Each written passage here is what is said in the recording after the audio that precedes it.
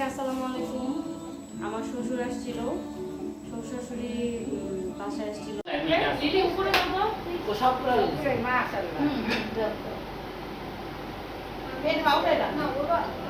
Ready সবাই ready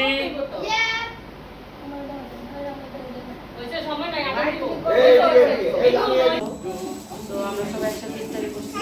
আসার সময় আব্বা আম্মা হচ্ছে টমেটো নিয়ে আসছে।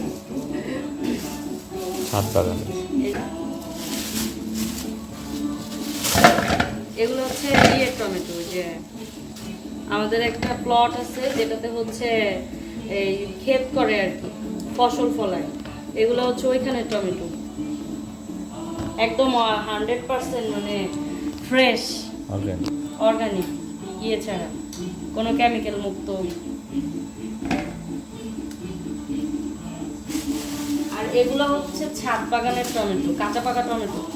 আমাদের দেখা, এগুলো হচ্ছে ছাদ বাগানের এই যে কাঁচা পাকা টমেটো। এগুলো আমার শ্বশুর হচ্ছে ছাদ বাগানে টমেটো গাছ লাগাইছে, ছাদে, বাড়ির ছাদে। ওইখানে হচ্ছে টমেটো হয়েছে, মানে এই যে কাঁচা পাকা টমেটো। এগুলো হচ্ছে আমার মোস্ট ফেভারিট। আমি বলছিলাম পরে আব্বা নিয়ে আসছে। এই যে এগুলো 100% অথেন্টিক, মানে অর্গানিক আর কি, কোনো একেবারে ফ্রেশ, কোনো ফরমালিন ছাড়া, কেমিক্যাল মুক্ত। আর টমেটো তো আমার অনেক ফেভারিট। এগুলো ছাদ বাগানের টমেটো, আর এগুলো হচ্ছে ক্ষেতের টমেটো। আর ছাদ বাগানে হচ্ছে বেগুন গাছ লাগাইছিল আমার শ্বশুর।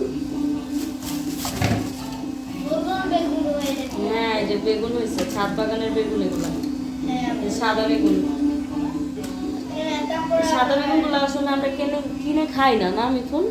কিন্তু আব্বা বললো যে এগুলো নাকি মজা অনেক, আব্বা গাছে লাগাইছে, যেহেতু গাছের ফল খাওয়া হবে। আর এগুলো হচ্ছে গাছের কাঁচামরিচ। আমি ঝাল খাইতে অনেক পছন্দ করি, দেখে আমার শ্বশুর নিয়ে আসছে। হচ্ছে গাছের কাঁচামরিচ হয়েছে এই কয়টা, এর নাকি অনেক ঝাল। আমার শাশুড়ি বললো যে গাছের কাঁচামরিচ নিয়ে আসছে। আমু সাদা বেগুন দেখতে সুন্দর না? এই তো